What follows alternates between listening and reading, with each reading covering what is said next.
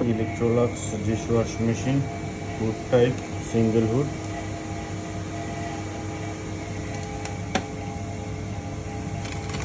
This is the main PCB for controlling.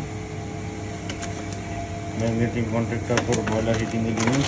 Here is only two heating element, and this is temperature sensor. Here, solenoid valve, chemical transformer here, and there is the rinse motor, and we have wash motor inside the tablet.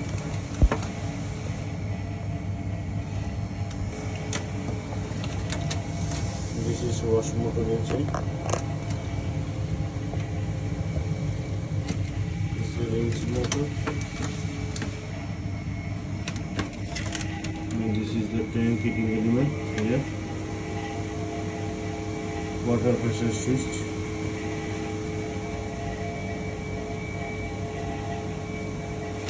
Overload thermostat for the tank boiler.